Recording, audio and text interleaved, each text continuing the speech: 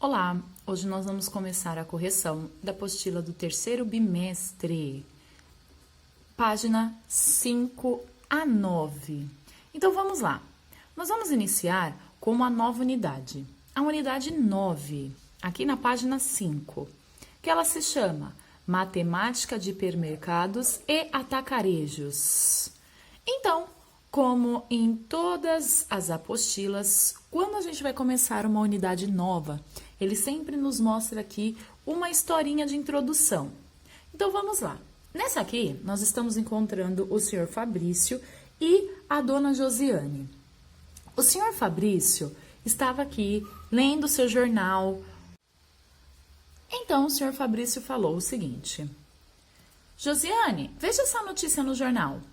Atacarejos ultrapassam pela primeira vez hipermercados em número de lojas.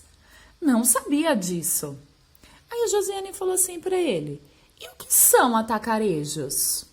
Aí os dois continuaram a conversa sobre o assunto e o senhor Fabrício terminou de ler a reportagem para a dona Josiane.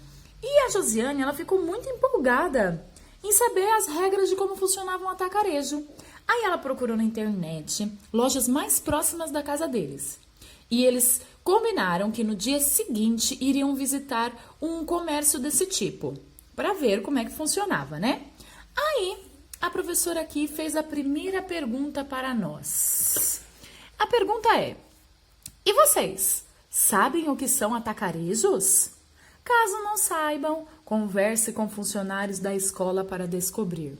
Já que nós estamos em aula online, certo? Vocês teriam que conversar com o pai, com a mãe, com a avó, com o vô, ou até vocês mesmos já sabem o que é um atacarejo. Então, vocês poderiam escrever aqui, ó, com as palavras de vocês, o que é atacarejo. Então, vamos lá. O que seria atacarejos? São aqueles comércios que vendem tanto no atacado quanto no varejo. O que seria uma venda no atacado, professor? E o que seria uma venda no varejo, professora? Uma venda no atacado seria quando eu compro em grande quantidade. E uma venda no varejo é quando eu compro em unidades separadas. Como assim, professora? Exemplo, imagina que eu tenho um comércio. Um comércio, uma loja, um mercadinho. Então, imagina que eu tenho um mercadinho. Só que nesse mercadinho eu compro em grande quantidade, porque eu vendo para várias pessoas. Então, macarrão. Eu compro vários sacos de macarrão para vender no meu comércio. Então, eu preciso comprar esse macarrão em uma loja que vende em grande quantidade. Então, eu vou no atacarejo. No atacarejo, eles vendem aquelas caixas fechadas, sabe? Em grande quantidades, em fardo, certo? Então, eu compro uma caixa daquele, um fardo de macarrão. Levo para o meu comércio e separo as unidades para ser vendido. Agora, o que seria a venda no varejo? A venda no varejo seria o seguinte, quando eu compro de unidades separadas. Então, eu vou dar outro exemplo. Esquece o mercado. Agora, na minha casa. Eu moro, minha mãe, meu pai, minha família ali. Então, eu não vou até o mercado e comprar uma caixa de macarrão, porque é muito macarrão. Vai acabar estragando. Então, eu vou comprar em unidades soltas. No caso, 2 saquinhos ou 1 saquinho de macarrão. E aí, eu compro no mercado esses 2 saquinhos de macarrão, levo para minha casa e preparo, certo? Então, isso se chama comprar em varejo, quando eu compro em quantidades menores, em unidades. Por exemplo, uma manteiga, um achocolatado, certo? Então, eu estou comprando em unidades. Então, compra no varejo é quando eu compro em unidades e compra no atacado é quando eu compro em grande quantidade. Então, na nossa atividade aí, vocês tinham que explicar com as palavras de vocês, ou tudo bem se pesquisou e escreveu, o que seria um atacarejo. Então, o próprio nome já diz, atacarejo é quando eu tenho os dois juntos, o atacado e o varejo, por isso que se chama atacarejo. Eu tenho os dois juntos, olha que legal. Então, quando eu vou nesses tipos de comércio, eu posso comprar ou no atacado, em grande quantidade, ou no varejo, em pequena quantidade. Então, eu vou em um atacarejo. Então, voltando para a apostila, vocês terão aqui na página 5 de escrever o que seriam atacarejos. Logo aqui abaixo, vocês vão encontrar o quê? 4 quadradinhos não, retângulos, aonde vocês terão de perguntar para os pais de vocês, ou se vocês mesmos já conhecem, um tipo de comércio que seja atacarejo. Então vamos lá, os mais conhecidos por vocês seriam o seguinte, o atacadão, certo? O macro, vamos ver o que mais? Nós temos o mercado confiança, todos esses são atacarejos. Nós também temos lá no centro de São Miguel, para quem conhece, sabe aquele perto da estação de trem, o Vini Doces? Então, o Vini Doces, ele é uma forma de comércio no atacarejo. Então, só que é de doces. Olha que legal. Então, nós temos o Vini Doces. Então, existem vários mercados. Cuidado para não se confundirem com hipermercados. Então, atacarejo é um tipo de comércio e hipermercado é outro tipo de comércio. Tudo bem? Os hipermercados são os mercados que só vendem em varejo. Igual Davó, o Pepe, Compre Bem, tudo bem? Então, esses mercados são tipos de mercados que se vendem apenas no varejo. O Extra, Carrefour, tranquilo? Agora, os atacarejos, ele vende em atacado e varejo. Tranquilo? Então tá. Vamos para a página 6. Na página 6, vocês iriam encontrar lá o quê? Um texto, certo?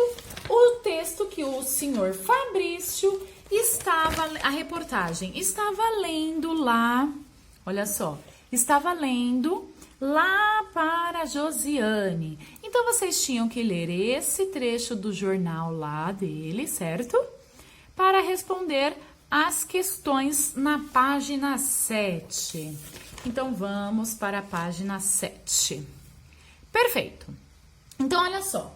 O senhor Fabrício, ele gostou tanto da reportagem sobre atacarejos que extraiu alguns dados dela para fazer os desafios matemáticos. Então, vamos lá. Ele propôs alguns desafios aqui para nós. O primeiro desafio. De acordo com a pesquisa, o ano de 2014 encerrou com 436 lojas de atacarejos em operação no país e 427 hipermercados. Então, olha só. Qual é a diferença entre a quantidade de hipermercados e de atacarejos? Olha a palavra-chave aqui, diferença. Sempre quando eu vejo a palavra diferença, significa uma conta de subtração. Então, eu vou pegar, ele quer saber entre as lojas de atacado e as lojas de varejo. Qual é a diferença? Então, eu vou pegar a quantidade de lojas que eu tenho no atacado, 436, e subtrair pela quantidade de lojas que eu tenho de hipermercados, certo? Então, se eu faço a minha subtração aqui, eu encontro a diferença de 9 lojas. Então, achei a minha resposta. Bem simples, né? A diferença é de 9 lojas. Olha que legal. Próxima. Na próxima, isso aqui nós já vimos. Vamos ver quem lembra. Fizemos várias atividades sobre isso.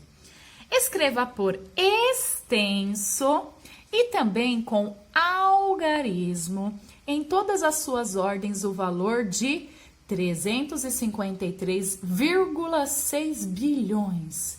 Professora, eu não estou conseguindo me lembrar de como faz essa atividade. Então, vamos lá. Primeira coisa que eu quero que vocês lembrem aqui é a ordem dos números, as classes, tudo bem? Então, lembrem-se, sempre os números que estão na frente da vírgula são os números inteiros, da parte inteira. E os números que estão atrás da vírgula são as partes fracionárias ou os números decimais, que são aqueles com vírgula, certo? Então, que são aqueles pedacinhos pequenininhos. Então, vamos lá. Nas partes inteiras, vocês já sabem a nomenclatura de cada uma. Então, eu tenho lá unidade, dezena, centena. De que classe?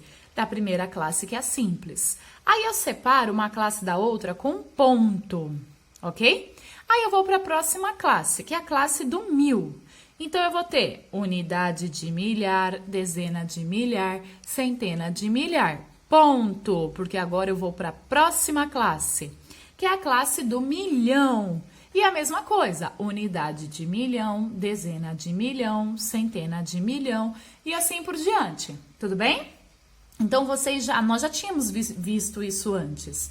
E aqui, logo atrás da vírgula, nós temos os números decimais, que são as partezinhas pequenininhas. O centavo, se eu estiver falando em dinheiro, certo?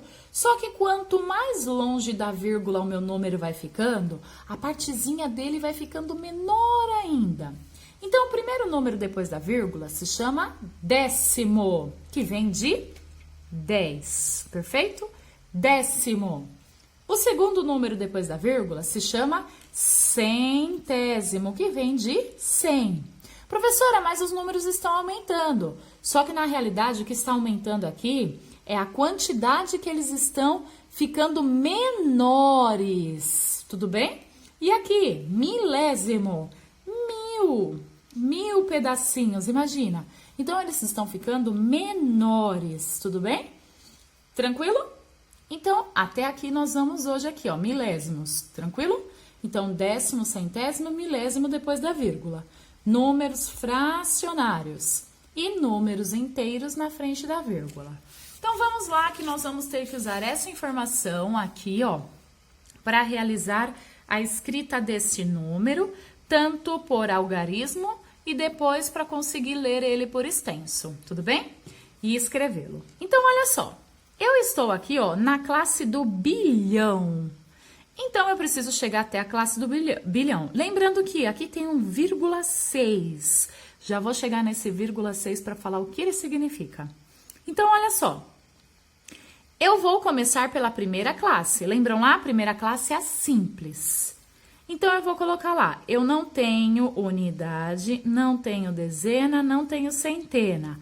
Ponto.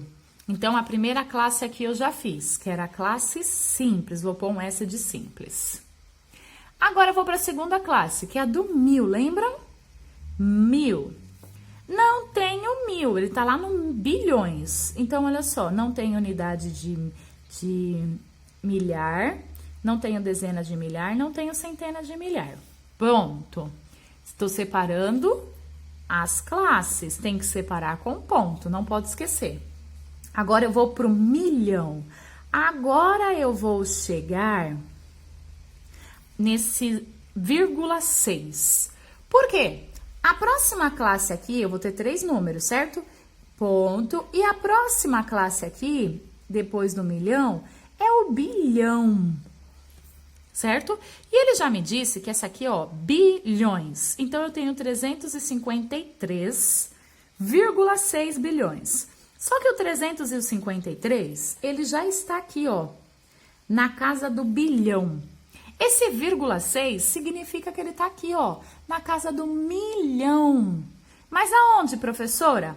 Aqui, ó, na centena de milhão. Tudo bem? Por isso que tem esse 0,6. Mas, professora, por que ele não escreveu também o milhões aqui? Porque ele sempre escreve, quando eu estou assim abreviadamente, a casa mais longe que ele vai. Por isso que eu falo vírgula alguma coisa, que eu sei que tem uma continuação. Tudo bem? Então, pronto. Fiz a escrita em algarismos desse número aqui imenso. Aí, aqui na frente, eu tenho que escrever ele por extenso. Escrever por extenso é escrever o nome do número. Tudo bem? Professora, mas como é que eu leio isso mesmo? É só você ler o número e falar a casa. Lê o número e fala a classe que ele tá, certo? A casinha que ele tá. Se eu não tenho número na casa, eu não preciso falar. Então, vamos lá. Como que eu leio? 353 bilhões e 600 milhões. Pronto. Aí, se eu leio só até aqui, eu já sei que aqui eu não tenho mais nada. Então, vocês têm que escrever aqui, ó, 353 bilhões e 600 milhões. Pronto, bem simples. A única coisa que eu preciso fazer é lembrar das classes. Tranquilo? Então, vou para a próxima. A próxima é o seguinte. Os atacarejos cresceram 3,2% em 2014, mas os hipermercados cresceram apenas 0,9% no mesmo período. Qual a diferença de crescimento entre os dois tipos de estabelecimento? De novo a palavrinha lá chave, diferença. Mas professora, de que números? Olha aqui, ó. Ele só colocou a porcentagem para confundir vocês, porque ele não me deu mais nenhum número. Então, eu só preciso usar os números que estão na porcentagem normalmente. Então, eu vou fazer a conta usando o 3,2 menos, porque é a diferença, 0,9. Pronto, faço a continha normalmente. Se eu faço vírgula embaixo de vírgula, porque é uma subtração, eu descubro que é, e no final eu só acrescento o sinal da porcentagem. Então, eu descubro que a diferença do crescimento entre os dois tipos de estabelecimento é de 2,3%. Tranquilo? Bem simples, né? Ele só colocou esse sinal aqui para confundir vocês. Então, vamos lá. Próxima. Essa aqui também estava bem fácil, mas vocês precisavam prestar atenção. Cerca de 40% das vendas do atacarejo são no varejo. Então, ele já falou que 40% é no varejo. Vou pôr V de varejo, tá bom? E 60% são no atacado. Então, 60%, vou pôr o A de atacado, tá? Pinte no gráfico abaixo da seguinte maneira. Use o verde para representar as vendas no varejo. Então, ó, V de varejo. E amarelo para representar as vendas no atacado. Se eu juntar 60 com 40, eu tenho 100% de uma coisa. Então, aqui, ó, já tenho desenhado meus 100 quadradinhos. Então, eu só preciso fazer o quê? A pintura dos 40 quadradinhos e a pintura de 60 quadradinhos, tá bom? Por quê? Porque eu já tenho 100 aqui no total. E é 40%, lembra? Então, eu tô sem lápis de cor. Então, vocês pintem aí, por favor. 40% de verde. Cada coluna dessa tem 10. Então, 10, 20, 30, 40. Então, pinta lá. 40% pinta de verde, tá bom? Então, pintem 40% de verde. 40% de verde. E os outros 60%, vocês têm que pintar de amarelo. Tudo bem? Bem fácil, né? Só tem que prestar atenção na leitura. Então, vamos para a página 8. Na página 8, a minha está separada em partes, mas a de vocês está junto, tá bom? Então, olha só.